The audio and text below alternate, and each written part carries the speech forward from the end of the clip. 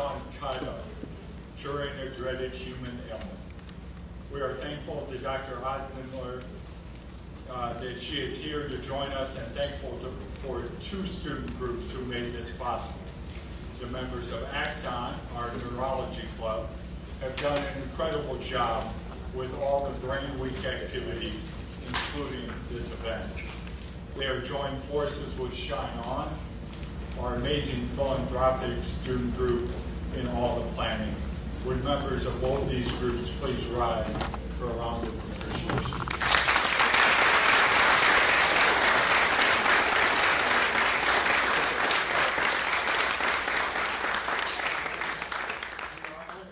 Dr. Ozdinler join us today and share her experience in the field of neurology, in particular intrinsic and extrinsic factors that control motor neuron vulnerability in ALS.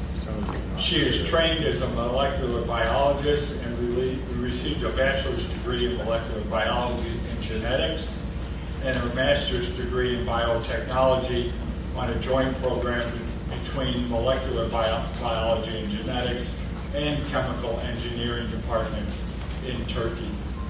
She then moved to the United States and earned a PhD in cell biology, anatomy, and neuroscience at Louisiana State University Health Center in New Orleans. She completed a postdoc at the neurosurgery department of Mass General Hospital, Harvard Medical School, before becoming an instructor. She is now an assistant professor at the neurology department of Northwestern University, Feinberg School of Medicine.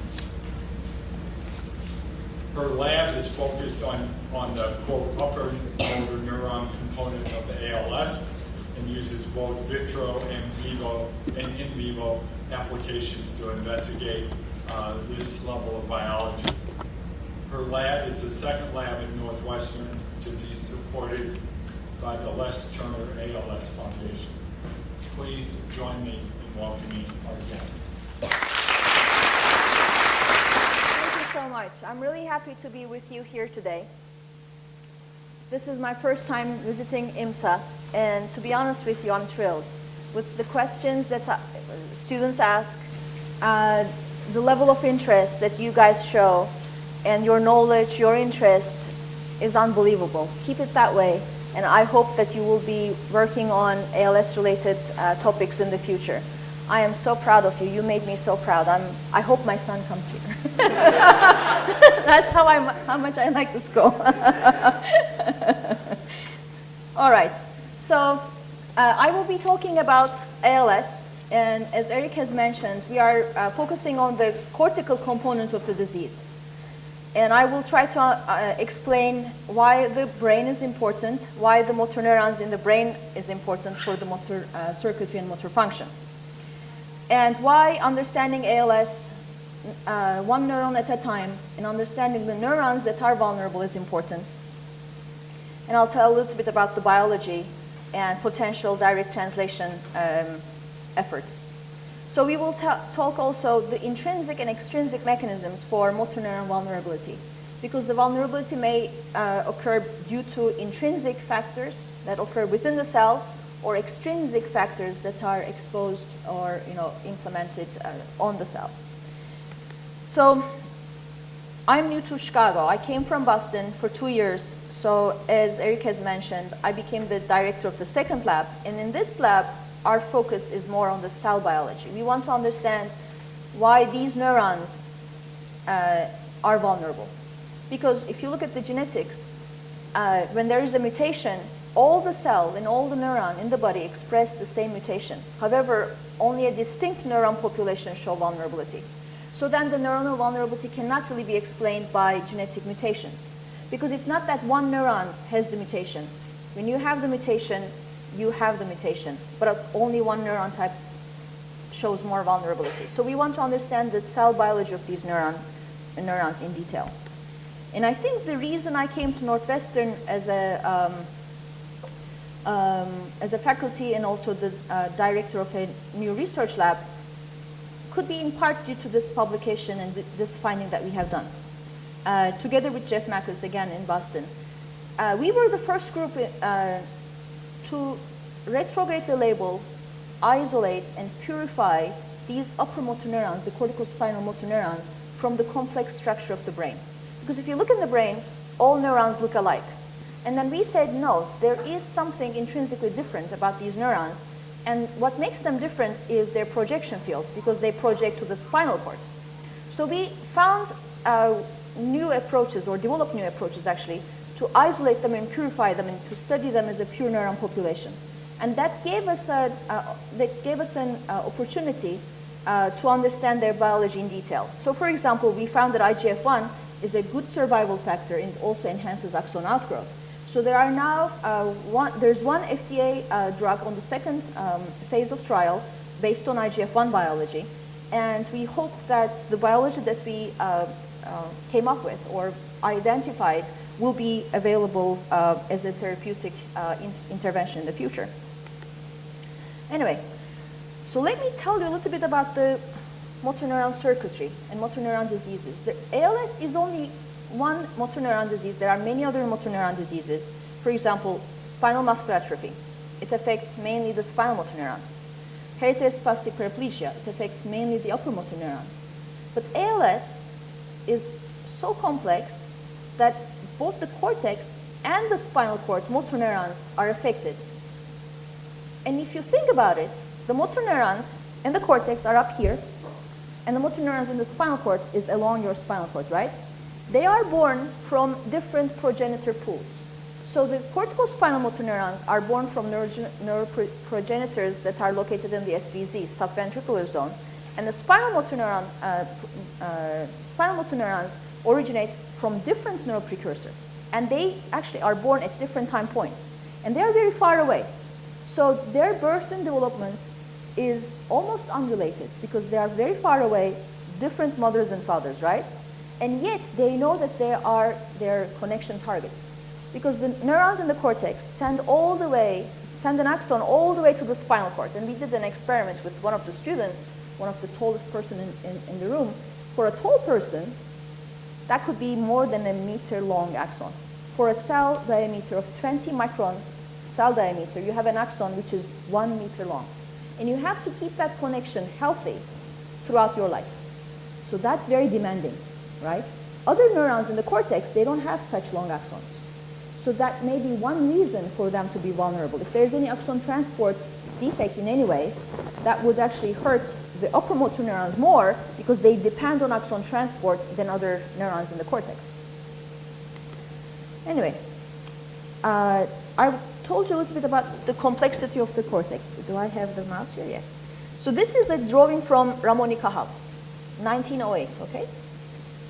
Even at that time, he realized that the cortex is very complex. There are many different cell types. Now we know that there are millions of different cells. Astrocytes, neurons, projection neurons, interneurons, projection neurons. There are more than 50 different projection neuron types. Interneurons, oh my God, I mean, there's a huge big group of interneurons. So even neurons are different among each other.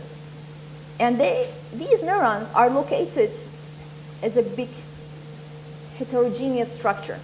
It's not that, oh, all dopaminergic neurons are located in one location, all upper motor neurons are located in one location. They are intermixed, okay? And in diseases, it's only a select neuron population that shows vulnerability, okay? So it is very hard to understand why within this heterogeneous population, only one neuron shows vulnerability, whereas other neurons, which are located together, which live happily together, are just fine. So these upper motor neurons are clinically relevant for many diseases, right? In addition, when you have spinal cord injury, the axon, you cut the axon, right? When the axon is damaged, the corticospinal motor neurons that send an axon to the spinal cord, their axon is damaged. And if you cannot repair them within a short frame, then the corticospinal motor neurons show degeneration, and that's when, after spinal cord injury, the paralysis is long-term, because you cannot form the connections again. So understanding the corticospinal motor neurons or upper motor neuron biology is important both in terms of disease and also in terms of injury. All right. So I will be coming back to this. This is a review from 2006 from Dr. Brown's lab. And actually it tells us mainly the ideas that are still fresh in the field of ALS. So the intrinsic mechanisms would be, that's what's happening inside the motor neuron here, okay? Of course, the axon, imagine that this is a very long axon. So altered axonal transport could be one potential mechanism for these neurons to be vulnerable.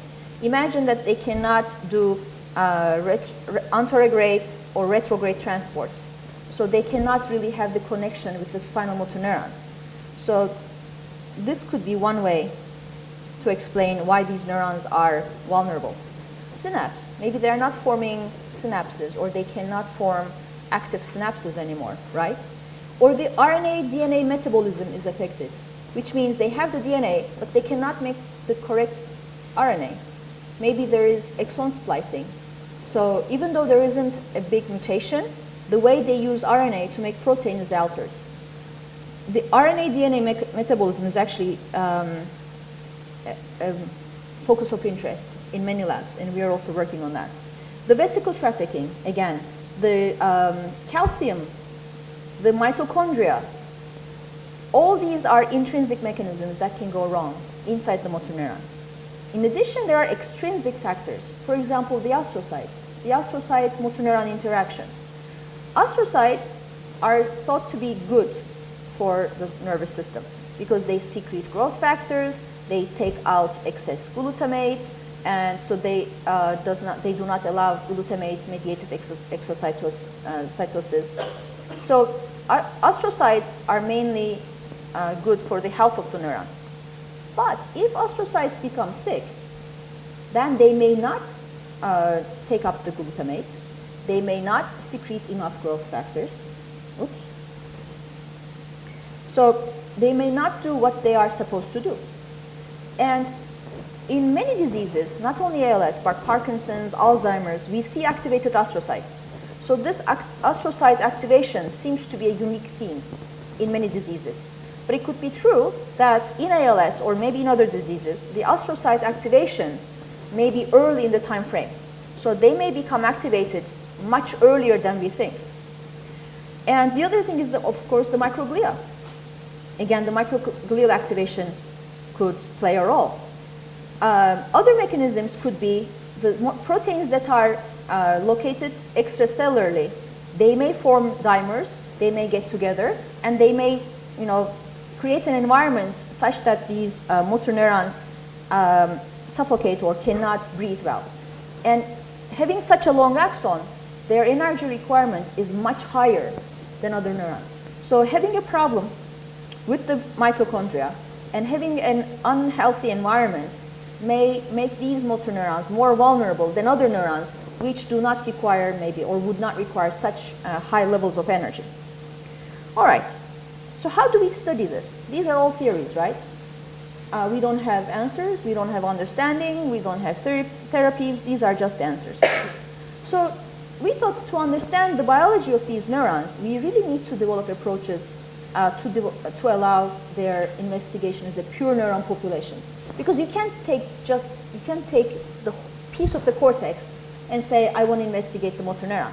Because the motor neurons, by percentage, is less than 1% in this mixture of neurons. So you really have to isolate them as a neuron population. But their percentages within the cortex is very minimal, like 8,000 in millions.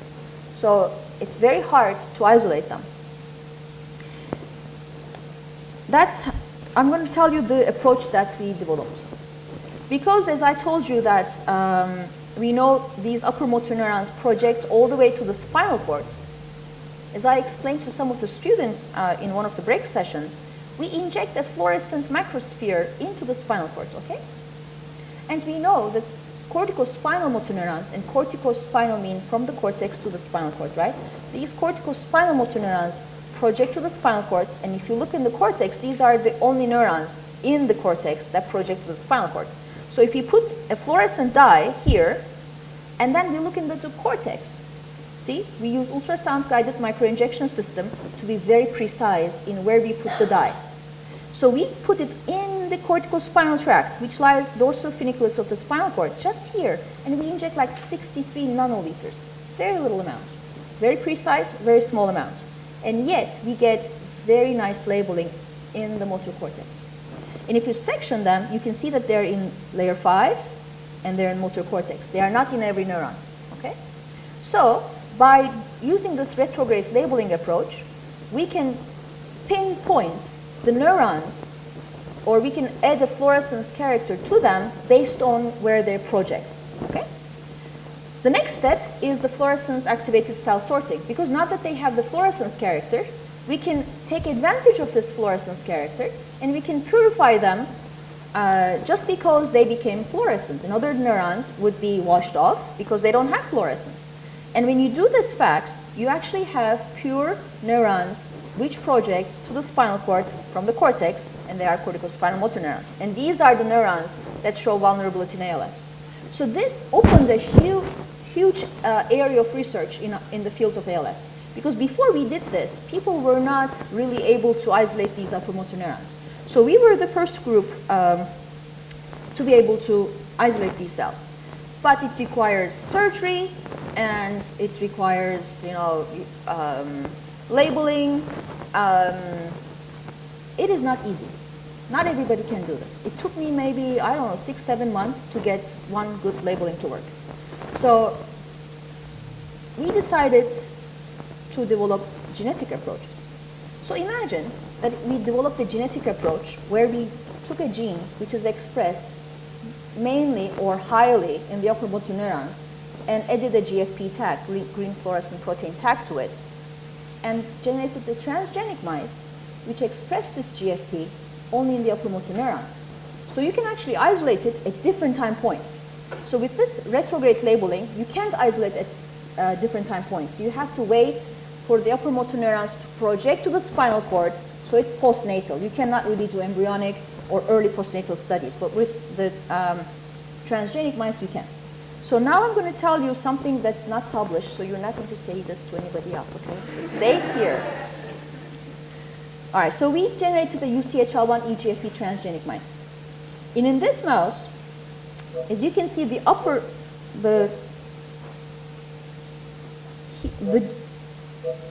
is this my computer? Today 5 p.m. Jess meets with clients, okay? In case you didn't know. All right, so you can see that the GFP is mainly in the motor cortex, all right?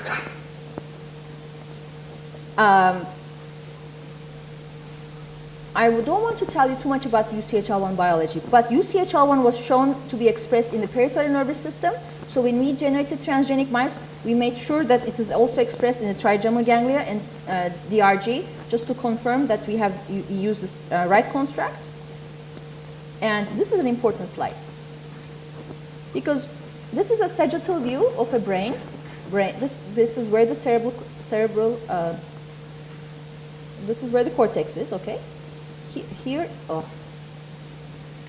can you see it? Okay. So here are this is the bundle of the axon. Here is pons, and here's decussation, and here's the spinal cord, okay?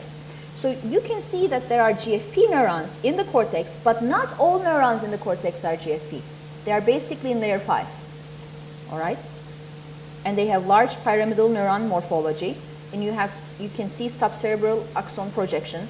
You can see axons in the pons, and you can see them in the pyramidal decussation.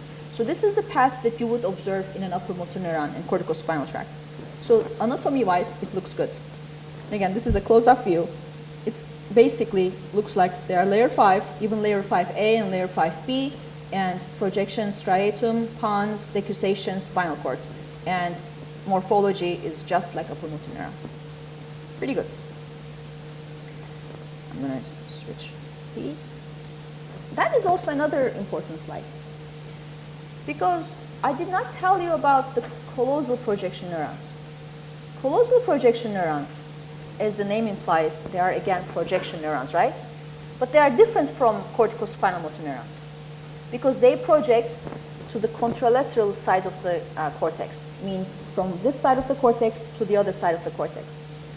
And corticospinal motor neurons and callosal projection neurons are born from the same neural precursor pool, from the SVZ. So I call them brothers and sisters, okay? And they migrate together in the cortex to layer 5, especially the ones that are born at E13 in the mouse. And they locate together, they reside together in the same layer like neighbors. They sometimes touch each other. They are so close, okay? So it's like brothers and sisters and neighbors. And in diseases such as ALS, callosal projection neurons are just fine. They don't show any vulnerability. They are perfectly fine.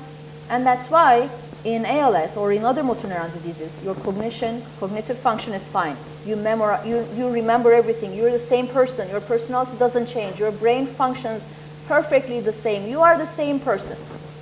Because in other diseases, we say, who are you? Even their like wives, and they don't know, right? Their cognition and their brain function goes down.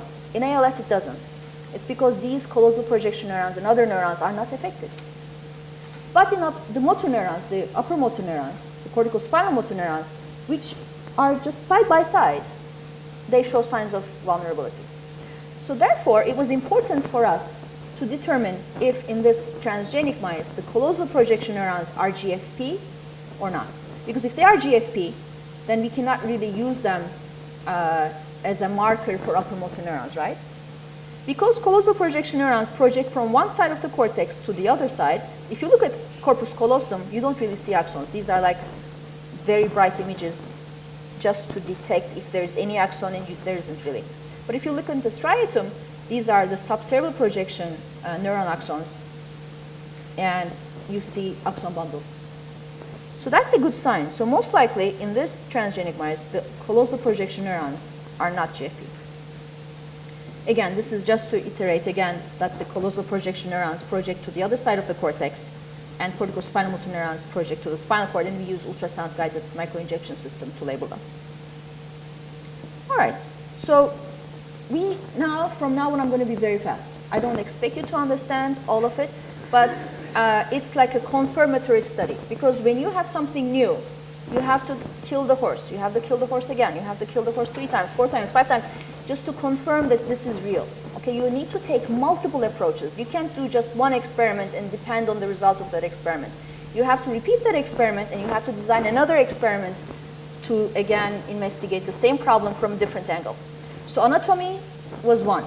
Retrograde labeling is another one. So we think if these are the green cells are corticospinal motor neurons, when we label them from the spinal cord with red microspheres, as I showed you before, they should have red microspheres, and bingo, they have red microspheres. All these green cells, they have red microspheres. So that's good.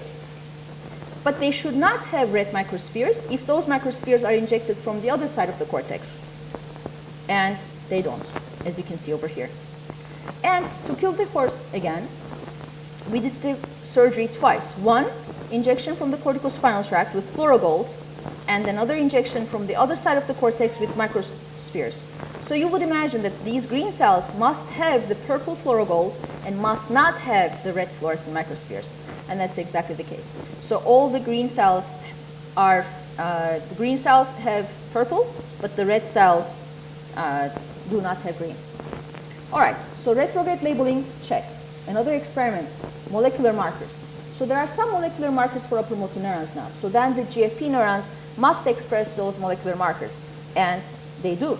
For example, CTIP2, CRE-MU, they express both of those markers that are CSMN specific. And they should not express markers that are callosal projection neuron specific, and they don't, like SATB2. So with molecular marker confirmation, retrograde analysis, anatomy, we think they are real. But that's not enough. You have to do another experiment, because just expressing that gene or just expressing that marker, maybe those cells are not healthy. Maybe expressing GFP just makes them sick. Who knows? Okay, then you have to establish a collaboration. We don't do electrophysiology, but there are people who does electrophysiology. So you go to them, you talk to them, you establish a collaboration, you do the experiment together. So this is a work done in Dr. Shepard's lab, and they do electrophysiological recordings from the upper motor neurons. And based on these electrophysiological recordings, he tells us, yes, they have the intrinsic properties of upper motor neurons because they've studied upper motor neurons so many times, so many years. They know the intrinsic properties, which channels they express, how they would behave, under which circumstances, like the subthreshold level, suprathreshold level. So he tells us, yes, they behave like upper motor neurons, and the GFP expression does not make them sick. Very nice. And again, one more experiment that's not done. Intrinsic properties are fine, but do they get the same input? Just because they express GFP, but maybe the neighboring neurons are not talking to them anymore. Because if we're going to use them as a model system, we have to kill the horse 5 times, 6 times, how many times it's needed. So he has done the mapping studies. And with the mapping studies, yes, they get the extracellular input like the normal upper motor neurons would. So now we have a beautiful tool in our hands. We can isolate the upper motor neurons in a pure fashion, and we can have high numbers of upper motor neurons. Because the limitation with the retrograde labeling was the limited number of neurons, and you cannot isolate them at all time points. All right, and I told you in ALS, it's not only the upper motor neurons, but it's also the spinal motor neurons that degenerate, right? So it would be perfect to investigate not only the cortex, but also the spinal cord. Because after all, it's a circuitry. Even if you cure, let's say, neuronal vulnerability in the cortex, if you don't do anything in the spinal cord, the circuitry will still be affected. You need to cure both at the same time. And so then in this new model, we wanted to investigate whether the spinal motor neurons express EGFP as well. And can we study the spinal motor neuron biology using this model too? And indeed, we can. Because this is where the spinal motor neurons are located. This is the ventral horn. And they are large neurons, relatively large, so look at this pool. Isn't that nice? So they express GFP. And they express it all the way to P250. That's almost 1 year old. So for a mouse, this is pretty old. And with the transgenic mice, usually they don't express GFP that long. But it's important for us that they express GFP that long because animal models of diseases, to observe the disease, you have to age them, right? And when you age them, if they lose GFP expression, what's the use? So then we would be able to study motor neuron degeneration in later ages. Again, I'm going to go fast. They express CHAT, which is a marker for spinal motor neurons, and they are in the neuromuscular junction. So that's important because spinal motor neurons project all the way to the muscle, right? So if you look at the muscle, and if you see a green axon, where is this green axon coming from? Spinal motor neurons, right? So we look at the neuromuscular junction. And in the neuromuscular junction, you have these beautiful green end plates. Look at the axons. So that tells us, yes, these are the axons, and these are the end plates coming from spinal motor neurons. So the spinal motor neurons are the ones that are green. Again, electrophysiology. This time, we work with C.J. Hickman's lab, and they tell us with their recording, and then they do like slice cultures, they record from individual neurons. These experiments are unbelievable, the setup and everything. And it takes them just to record one neuron over 6-8 hours. Sometimes they start and they stay till the morning. And with their recording, they told us that yes, indeed, these neurons behave like spinal motor neurons, both in subthreshold and suprathreshold levels. So that's very good. And I think now we have a very important tool to begin to understand why these neurons are vulnerable. Because we can purify them, we can isolate them as a pure neuron population. This is the beginning of a new era. Because if you think about the pain research in 1940s, when they isolated the DRG and they found out that there is tract A, tract B, and tract C positive neurons. And it's only the tract A positive neuron which conveys pain information. When that knowledge was out, it was the beginning of the pain research, because then they had blockers, specific blockers to tract A receptor, then you block the pain, but you have sensation of pressure and soft touch. but the pain is gone. It's because you block only the trachea. So now, just taking these motor neurons out of this complex structure of the cortex and spinal cord, we can ask them, why are you vulnerable? What is it different in you? Why are you showing vulnerability? I mean, all your friends are fine. Everything is okay. Why are you crying? You know, then they will start talking to us. We will look at the genes that they express. We will look at the messenger's RNA that they have. We will look at the protein that they have. We will look at the different time points, disease initiation, progression, and we will have an answer of why these neurons are different when it comes to vulnerability. But how are we going to study them? We need animal models. We need animal models that mimic the human condition 100%, like all. Because after all, we don't want to study mouse. We don't want to cure mouse, right? So we have to have mouse models where the human pathology is conserved, like it is 100% conserved, okay? One of the best ones is the SOD1 mice. Because you know the SOD1 mutation causes ALS. It's just a single mutation. And we have the SOD1 G93 transgenic mice. And many labs worked with these mice, and they focused on the spinal motor neurons. And you know the spinal motor neurons degenerate. But how about the cortex? Just because before we did these studies in Jeff's lab, people really didn't have molecular markers for motor neurons. They didn't really isolate. So they did not know if motor neurons degenerate in this mouse model or not. And they, therefore, did not know if this was a good model or not. So we recently published a paper in Journal of Neuroscience, and I'm again going to go very fast, that we show, yes, in this mouse model with retrograde labeling, you can see these neurons, P120, and here's the wild type. You can see the difference. There are fewer neurons, and even the ones that are around are not healthy looking, okay? But other cells are fine. So they undergo apoptosis, they have pycnotic nuclei, they express click caspase 3. Even with anisole stain, you see cell death. And with, again, molecular markers that are specific to deep layers like FOXP2, or markers that are specific for callosal projection neurons, there are no differences. But if you look at markers that are specific for motor neurons, like CREMU, I showed you one, you remember? Oops. Look at this. There's a huge reduction.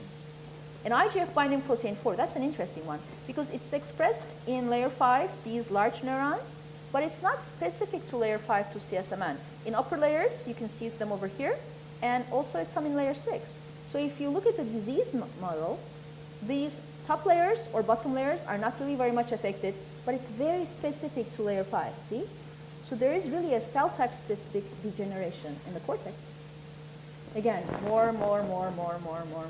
So you look at the interneurons with different markers, interneurons are not affected. You look at astrogliosis, and there is an increased astrogliosis at the end stage, which is seen in almost all patients and in almost all animal models. So that checks as well. That you see massive, see, all these astrocytes, see how they look when they activated, and see how very few motor neurons, and look how healthy they are. But it's not restricted to motor cortex. Look at the whole brain. The whole brain is going, oh my God, there is astrogliosis. Like it's everywhere. It's not really restricted to motor cortex. And again, the same thing for microglia. Again, not enough. Because upper motor neurons are dying. But is the axon degenerating? Or, let's put it this way. Do those upper motor neurons die because their axon degenerates and therefore they die? Or cells die because of an intrinsic mechanism and therefore as a consequence the axon degenerates? So which comes first? How are we going to solve this problem? So we generated a transgenic mice. We generated a mice. It took us 2 years just to be able to answer that question. So sometimes it's good to ask a question, but finding the answer may take years. But you should stick to this and you should find the real answer, right? No quick answers that may not be true. Anyway, so we generated the Taiwan YFP SOD1 transgenic mice. Because in this Taiwan YFP mice, the cortical neurons are GFP. And again, because the cortical neurons are GFP, when you look in the spinal cord, here, dorsal funiculus, corticospinal tract, it's green. Why? These are the axons, right? These are the axons of the corticospinal motor neurons. The cortex is green, but the spinal cord is not green. So the only thing that's green in the spinal cord is the axon of the corticospinal motor neuron. So if you want to investigate the axon of the upper motor neuron, you just mate this mice with the SOD1 mice.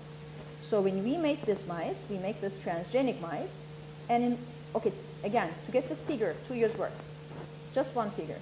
So in the wild type, see, this is the corticospinal tract, beautiful axons. You can see it in the cervical spinal cord, you can see it in the lumbar spinal cord. And in the G93A mice, end stage, P120, you don't see the corticospinal tract, see? And there's not much axon in the lumbar and in the cervical. But in P60, there is some in the cervical, there is some in the lumbar, and it's okay, it's not full degeneration. So what does this tell us? It tells us that the cell death starts earlier. So the neurons, there's an intrinsic, something wrong inside the cell. It's not because they are dying, axons are degenerating. If that was the case, we wouldn't see a corticospinal tract here. So something is making these cells, I don't want to play, I'm not going to talk about this. Something. So now we are on to it. Okay, again, why motor neurons are vulnerable. Again, all these questions, okay? So now I'm going to tell you some of the lines of studies that we take in our lab. And how many minutes do I have?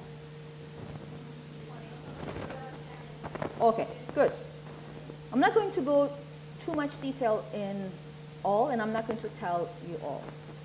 But this is one of the extrinsic factors that we investigate. You remember I told you the relationship between astrocytes and motor neurons, and that astrocytes may make these motor neurons unhappy, or there may be a relationship between them that we may need to investigate more, right? So again, at Northwestern, we were so lucky because Richard Miller recently generated a bitransgenic mice where some important components of neuroinflammation, such as the MCP1 and CCR2, these are receptors and ligands, and upon neuroinflammation, they become activated, okay? So he linked them with a reporter gene such as GFP and red fluorescent protein. So it's so beautiful, you know why? The moment cells become, the moment cells start expressing MCP1, which is an indication of their activation state, they become red. So you immediately see, oh, you become active. Haha, you were an astrocyte. Okay. So you immediately tell which cell plays a role in neuroinflammation and at what time point. Okay? So we mated these mice with the SOD1 mice. So a postdoc in my lab, Javier, he generated triple transgenic mice in less than 6 months. Okay? So he then investigated when is the first time astrocytes become active. Is it really the end stage? Or is it earlier than we think? And at what location do they become activated? And you know, he got IMSA postdoctoral fellowship. They only give to 3 people worldwide because everybody thinks this is the research that needs to be done. And we didn't just do tissue culture here, that experiment that we would get the answer tomorrow, but who would believe our answer, right? So we took the effort to make the transgenic mice the right approach. It was very painful, but I think our results will make sense. So he finds that astrocytes are activated very early, and mainly in the motor cortex. So maybe it's not really the motor neuron disease, as some people say. Maybe it's the astrocyte disease. Maybe if we can keep these astrocytes silent and, okay, don't be activated, okay, everything is fine. So maybe the upper motor neurons will be happier. So that's one extrinsic factor. That's why one of the drugs that is available now for ALS, it actually suppresses astrocyte activation. So that is one mechanism, one extrinsic mechanism, I think, that needs to be worked on. All right, so I'm going to tell you one more thing. Because these cells are red and green, you know what Javier does? He again uses FACS, fluorescence-activated cell sorting. He isolates these cells at different time points. Disease initiation, disease progression, and stage. Because we believe that different chemokines or cytokines are involved at different time points. So you cannot give one drug to every patient. It depends on which progression level they are in within the disease. It could be true that this activated astrocytes or microglia may secrete different factors at different time points. And with Javier's work, we will be able to find out exactly which molecules are involved at what step. All right, so now I'm switching gears to RNA-DNA interaction, and this is intrinsic, right? And of course the genetics. Okay, so don't read this, it's very confusing. But the idea is this. I told you that we can retrogradely label them, we can have pure neurons, right? And I told you that we have this transgenic mice, we can have more pure neurons. Beautiful. Now, we can isolate RNA from these neurons when we purify them. So here it shows that we have beautiful RNA bands, they are very pure, very nice, great. Who knows about alternative splicing? Raise your hand.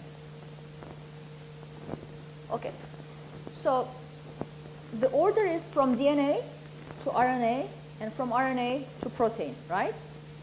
But going from RNA to protein, it's not so easy because the RNA in its initial form, or let me say it this way, DNA has introns and exons. And about 10% of our genome is exon, right? So the introns must be taken out. They don't code for an amino acids, okay? So then when you have your first messenger RNA, right, these are exons, but there are introns in between. So when you have your messenger RNA transcript, you have the exon and the intron and the exon and the intron, okay, they're all. But somehow, very controlled mechanism, okay, this is very important, that these intronic sequences are spliced, but sometimes the exon sequence is spliced as well. So in a normal protein, let's say it's coded by 5 exons, okay? But there's something wrong, and exon 4 is spliced out. So now you have exon 1, 2, 3, 5. So that lacks some amino acid information. But if you look at the DNA, there's no mutation. Remind you, 90% of the diseases are sporadic. There is no genetic cause or nothing that has been found. But people have been looking really hard. I think that 90% may reduce to 70, but I don't think it's going to be 10.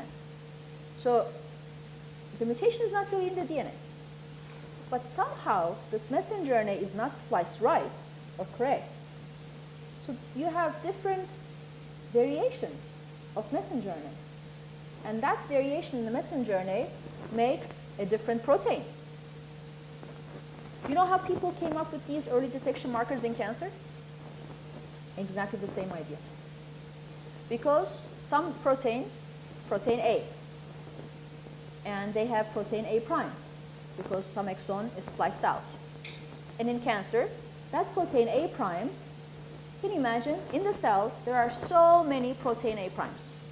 But the cell says, I need protein A, just give me some protein A. And then they give protein A prime. And say, this is not working, I want protein A. They express more protein A, and then it's again A prime.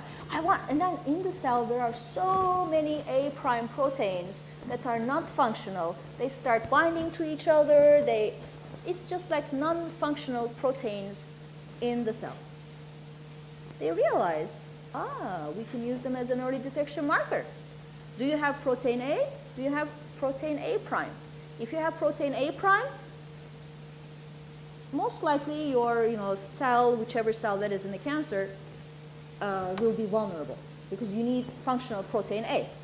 But if they look at the genetics of function A, there's no mutation. So the DNA RNA metabolism, or the way the RNA is spliced, is different.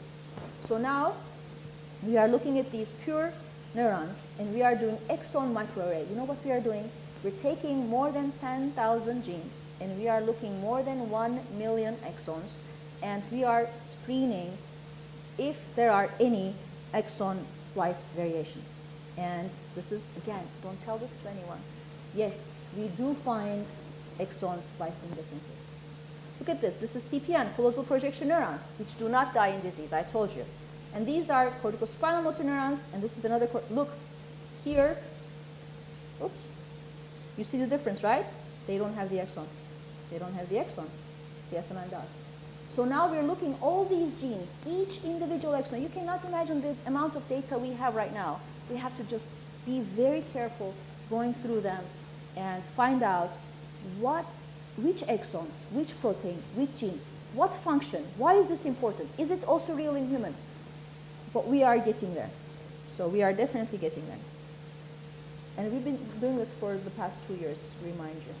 So imagine in 10 years, if I come talk again, most likely we'll have more information. Okay, so this is going from pure neurons, right? Animal models, all this. Great. I'm going to switch gears a little bit, and it will be hard for me to explain this, so I'll do my best. I say, rather than doing all these experiments to find the answer, why don't we just ask nature, human nature? Human nature may know already.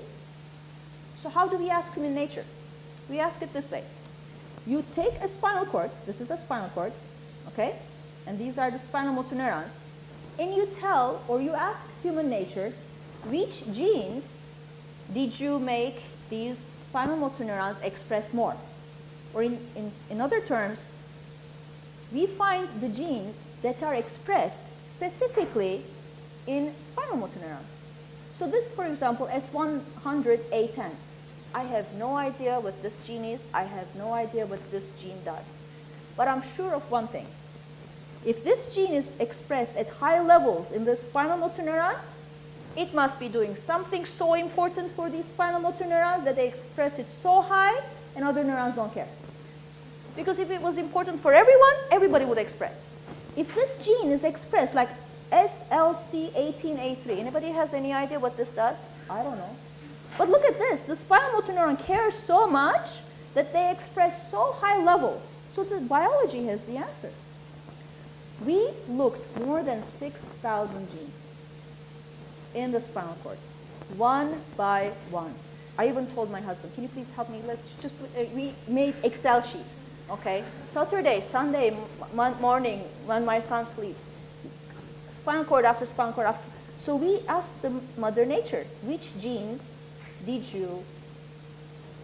these motor neurons express and the other neurons did not? So we think if there's a mutation in this gene, it's the spinal motor neuron which will be vulnerable, others won't care, right? And that could be an early detection marker. Or if there's a wrong or like a misexpression or they have different alternative splice forms, it will be the motor neuron that is vulnerable, right? Not other neurons. Anyway, so now I have 2 postdocs in the lab who has taken that project, and we have analyzed, I don't know how many genes, but we have done ingenuity pathway analysis, and that pathway analysis is a computer-based program because we have all these gene names and we have no idea what they are doing. So we put them in this computer program, and we asked the computer, please tell us what kind of networks do these genes or proteins have? And computer got, oxidative phosphorylation, it just tells us what networks, what canonical pathways, what cellular, molecular, genetic interactions these proteins may have. Great. So even we don't know what this gene is, we know that this gene talks actually to the other gene. And we know that there's a network that is generated by these genes and proteins. And we think whatever that network is must be so important for the motor neuron because other cells don't express those genes. So now we came up with those canonical pathways networks. So we have 3 important canonical pathways and we have 5 networks that we are investigating. And I'm very happy to tell you, my postdoc, Barish, he got NIH postdoctoral fellowship, and we received, before I say this, in United States, there are human brain banks, and I'm hoping to donate my brain when I die.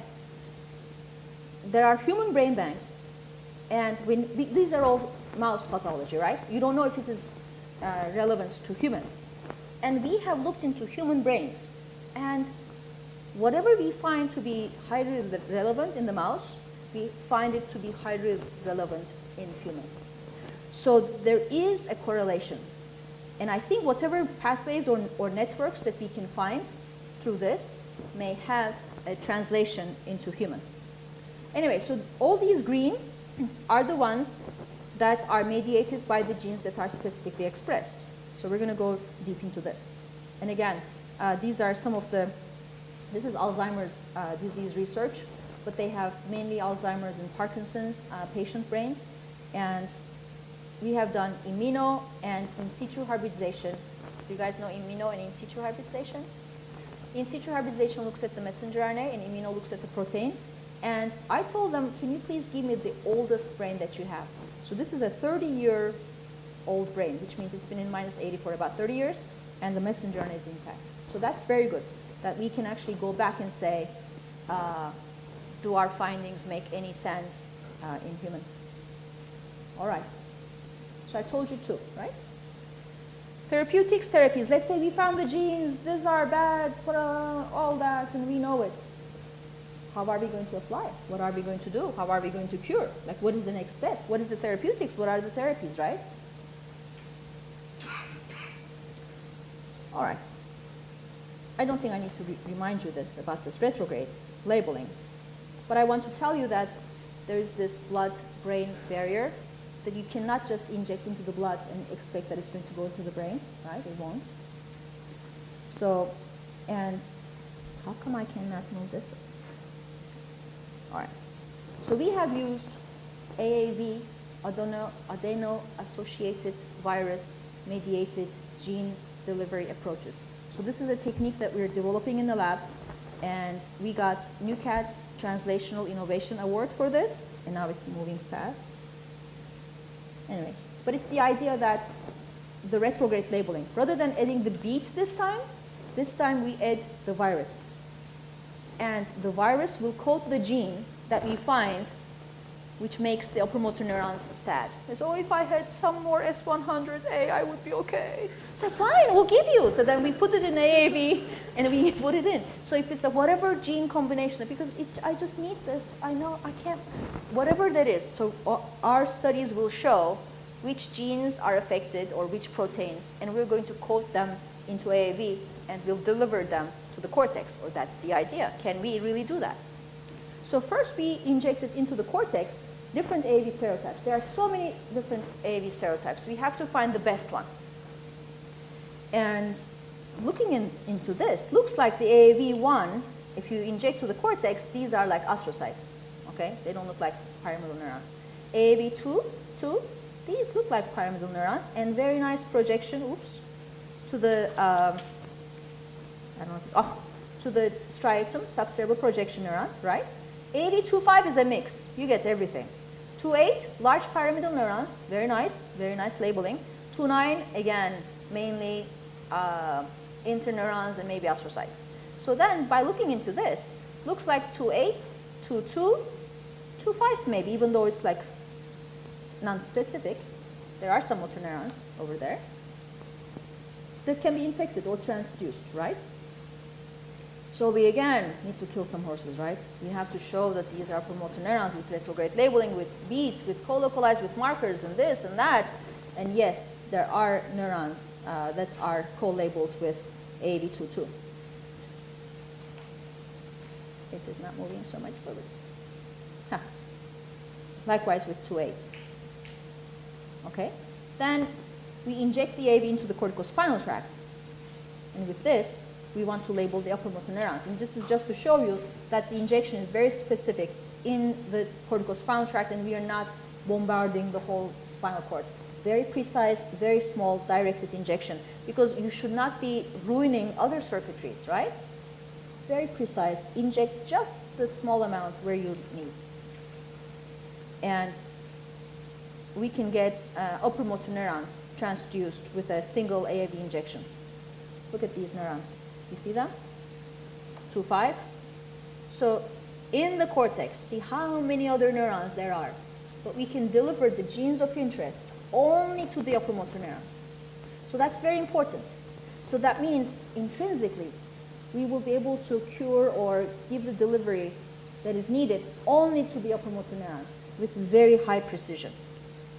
So that's why we're now trying to put this as an application. The same thing is true for AAV29, that you can actually target these large, look at the cell morphology, large pyramidal neurons, apical dendrites with AAV.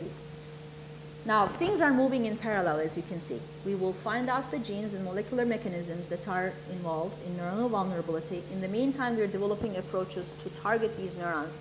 And in the years ahead, we will then put these technologies together and move forward therapeutic applications.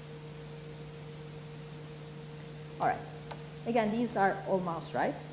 And first, we need to study this in the SOD1 G93A mice, because the mice shows upper motor neuron degeneration. There's a phenotype.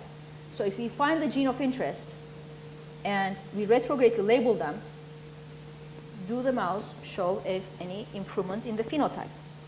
So we did these studies with the SOD1 G93A mice, and we were able to retrogradely transduce the upper motor neurons in the animal model of disease as well. So the anterograde or the retrograde transport would not be an issue. So that's very good news. I'll stop here. Most likely I'm over time. I talk a lot. Most of you must have realized already.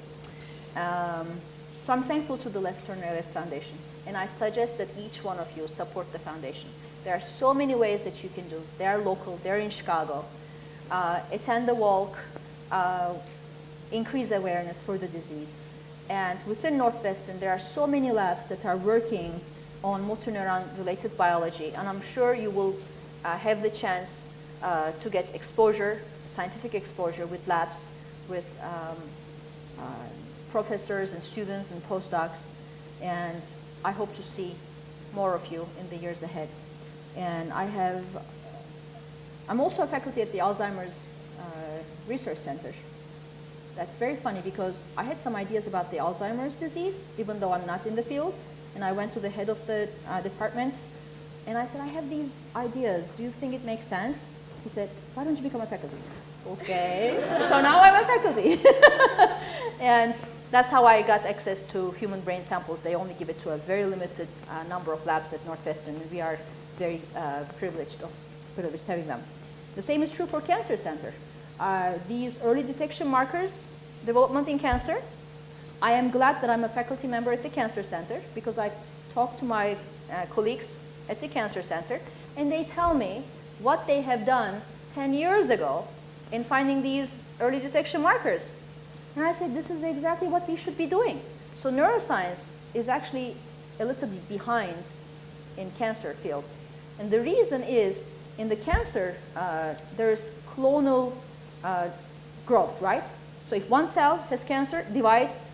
So you have one tumor, which is a clump of cells that are very similar to each other. So you can actually scoop it out, take a tumor, isolate the RNA, isolate the DNA, so you are not limited by the amount of tissue that you're going to get. And it's pretty homogeneous.